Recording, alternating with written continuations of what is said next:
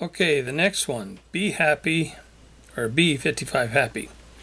Mitch, I very much enjoyed your campfire story. Wow, pushing the two trailers and wagons, some strong creature. Can't wait for more stories, especially what you did, your experience in 2008. Thank you. Yeah, the creature was very strong. But if you've watched my other videos where the eye shine suddenly appears as I walk by a game camera, the game camera turns on, and there's something huge standing back there, and all you can see is the eyes. And people have accused me of that being headlights, but it wasn't. There's no way to get a car back there. No, there was something there, and he watched me walk past the camera. He probably watched me using the bushes too.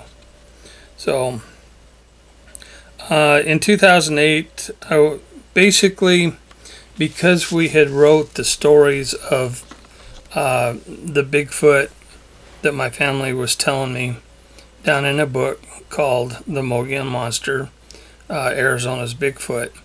It was written by Susan Farnsworth,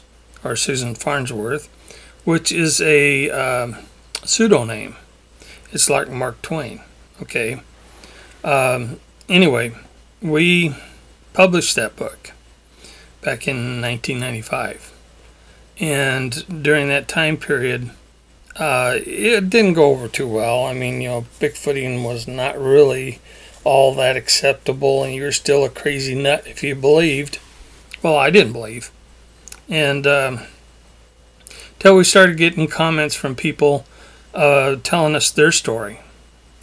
And I got a couple of phone calls on my phone, and I don't know how they traced me down, but they told me about 2 incidences in this one particular area that I'm searching now.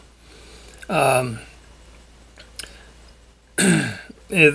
first experience was a couple that spent the night in the outhouse holding the door shut because there was a terrible fight and ruckus going on above their camp, and they were nearest the outhouse and not their vehicle, so they went inside and put their feet against the door and sat there all night long and waited for daylight to get out of there.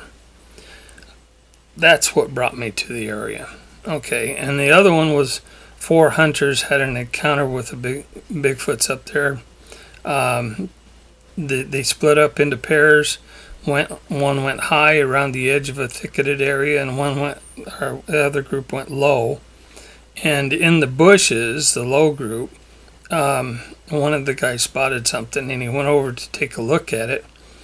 And he said it appeared to be some kind of creature, hairy creature, curled up in a ball, trying to hide. And then everything went black.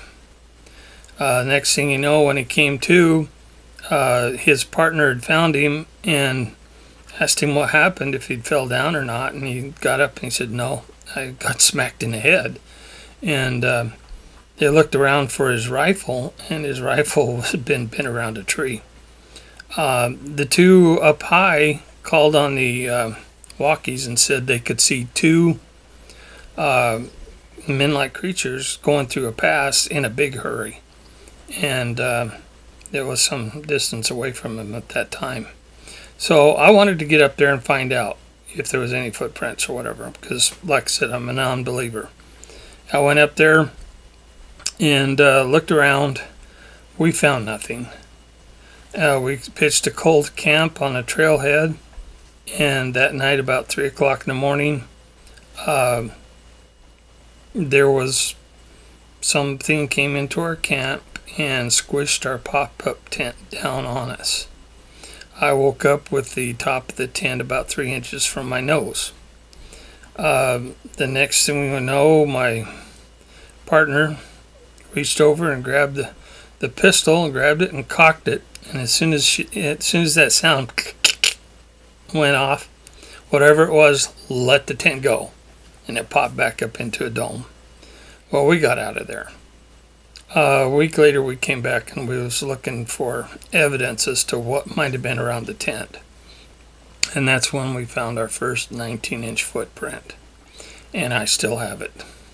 That's when I became a believer.